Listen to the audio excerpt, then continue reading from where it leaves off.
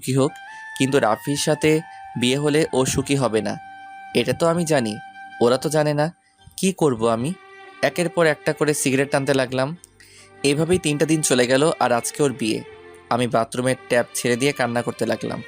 আমি যে ওকে খুব ভালোবাসি। আমি ওকে ছাড়া থাকবো কেমন করে? আমি তো মরেই যাব। ও যে আমার সব আশার আলো। আমি এখন কি করব? বিয়ের মণ্ডপ থেকে তুলে নিয়ে আসবো? না, ওর বাবার সম্মান আর আমাকে এমন কোনো শিক্ষা দেয়নি। এইভাবে কান্না করতে লাগলাম। কিরে ভাই, বাথরুমে কি করতেছিস এখনো? বিয়েতে যাব, আয়। না, আমি তো লন্ডন যাব এখন। কি বলিস? আগে বের তো হ। আচ্ছা। তারপর আমি বের হলাম। মেহের আমাকে দেখে বলল, তুই এত কান্না করলি কেন? কই না তো। তোর চোখ এত লাল কেন তাইলে বল? এমনি। তুই উর্মিকে এখনো ভালোবাসিস, তাই না? না। তোর আচরণ দেখেই বোঝা যায়। না। আমার মাথায় হাত দিয়ে বল, তুই ভালোবাসিস কিনা। হ্যাঁ, ভালোবাসি। নিজের থেকেও ভালোবাসি। তাহলে ওকে ছেড়ে দিলি কেন? কই, আমি তো ছেড়ে দেইনি। ও নিজেই চলে গেছে। তুই তো ওকে মেনে নিসনি। অভিমান করছিলাম। ও তো পারতো আমার অভিমানটা ভেঙে দিতে, কিন্তু সে আমার সব স্বপ্ন ভেঙে চুরমার করে দিছে। আমি তো তার জন্যই দেশে আসছিলাম। তাকে দেখিনি 5 বছর। আর আমি গরিব ছিলাম। এখন বড়লোক হয়েছি শুধু তার জন্য, তাকে পাওয়ার আশায়। আর সে কি করলো? বেইমানের মতো বিয়ে করতে চলে গেল। একবারও ভাবলো না আমি কি করব। এত ভালোবাসিস ওকে? আমার বাল্যকালের প্রেম এটা, জানিস? আচ্ছা চল, ওকে তুলে নিয়ে আসবো। না, ও তো আমাকে কষ্ট দেওয়ার জন্য বিয়ে করতেছে, তাই আমি কিছু করব না। আর তুই আমার একটা গিফট ওকে দিস। আচ্ছা, আমরা আসার পর তুই যাস, ওকে? আচ্ছা, তাড়াতাড়ি আসবা। তারপর ওরা সবাই চলে গেল, আর আমি বাসায় চিৎকার দিয়ে কান্না করতে লাগলাম। আমি এখন কান্না করতেছি, আর ওইদিকে মেহের, মিকাইল, আব্বু আম্মু, আঙ্কেল সবাই উর্মিদের বাসায় গেল। মেহের গেল উর্মির কাছে। বাহ, ভালোই তো, হ্যাপি আছিস। হুম। তোর সাথে কথা আছে, চল পাশের রুমে। উর্মির রুমে গেল তারা। বলো এখন। তুই মুস্তাহিরকে ভালোবাসিস? আগেও বাসতাম, এখনো বাসি, ভবিষ্যতেও বাসবো। তাহলে আজকে এটা কি করছিস? ওকে তো আমি পাবো না, আর আমার তো একটা জীবন, আমারও তো একটা ভবিষ্যৎ আছে। বাহ বাহ, তোর কথা শুনে ভালো লাগলো। আমি বিয়ে করলে তোর ভাই খুশি হবে। হুম, তাই তো দেখি। আমারে তো খাওয়া করে কেন, আর বাথরুমে টেপ ছাড়ে চিল্লাই কেন? কারণ ভালো তো তুই বাসিস, মুনতাহির তো তোকে বাসে না। আমি কি সেটা বলছি? আরে, তোর জন্য ও দেশে আসছে, আর ওর তোর ওপর অভিমান করছিল। তুই তার অভিমান ভাঙে উল্টা বিয়ে করে নিলি। তোর তুলনা হয় না রে। কি বলতে চাস তুই? এই যে এটাই মুস্তাহির, তোকে ভালোবাসে এখনো, কিন্তু তুই ওর সাথে এটা কি করলি? আজকে ও আবার বিদেশ চলে যাবে। কারণ কি জানিস? তোকে হ্যাপি রাখার জন্য। কি বলিস? ও কি আসেনি? তুই কি করে ভাবলি কেউ তোর ভালোবাসার মানুষটাকে নিজের চোখের সামনে অন্য কারো হতে দিবে? আমি তো ওকেই ভালোবাসি, কিন্তু ও আমাকে এতই রাগাইছিল যে ওর উপর প্রতিশোধ নিতে গিয়ে আমি এই সিদ্ধান্ত নিচ্ছি। ভালো। আর এই নে, তোকে মুস্তাহির পাঠাইছে। কি আছে? আমি জানি না। বলেই মেহের চলে গেল। উর্মি বক্সটা খুলতে লাগলো।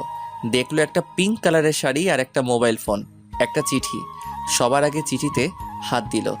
প্রিয় উর্মি, আসসালামু আলাইকুম। কেমন আছো? তুমি তো ভালোই আছো, কিন্তু আমি ভালো নেই। তোমাকে ছাড়া আমি কেমন করে ভালো থাকি বলো? আমি তো তোমাকে নিজের থেকেও বেশি ভালোবাসি। মনে আছে তোমার আর আমার প্রথম দিনের কথা? আমার মনে আছে। আর তুমি কোন দিন কোন ড্রেস পরে আসছিলা সব মনে আছে। আমি তোমার পেছনে পেছনে যেতাম যাতে তোমার কোনো সমস্যা না হয়।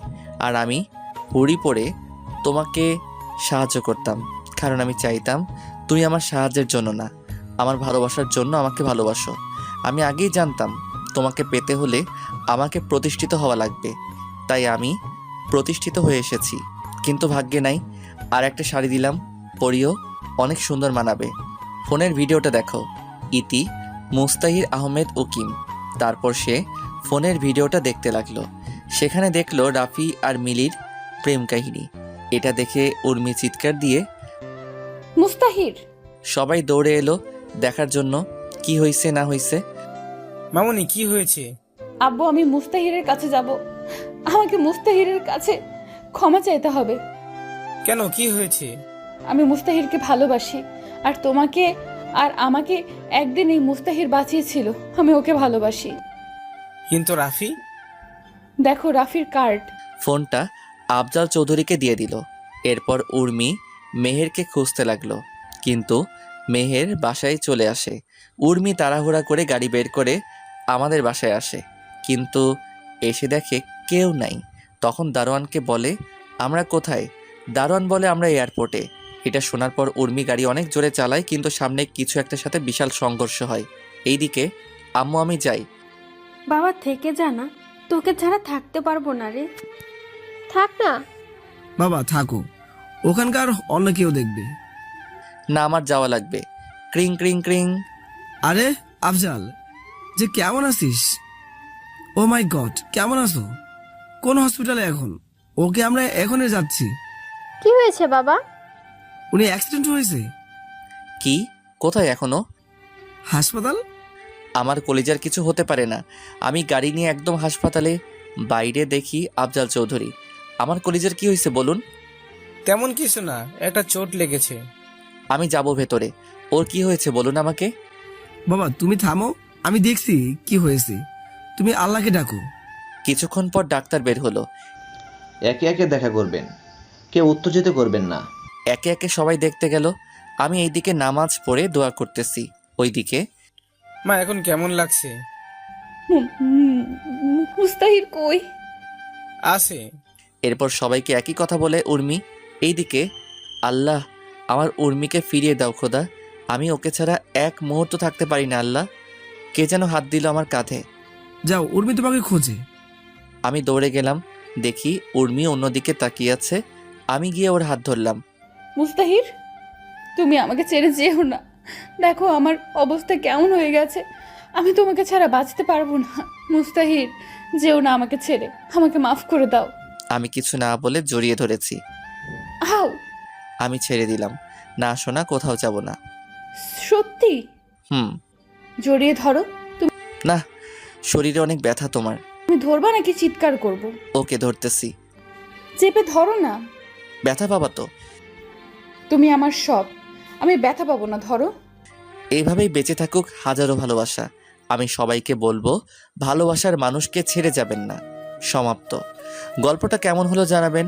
নেক্সট কোন গল্প লিখবো জানাবেন সবাই।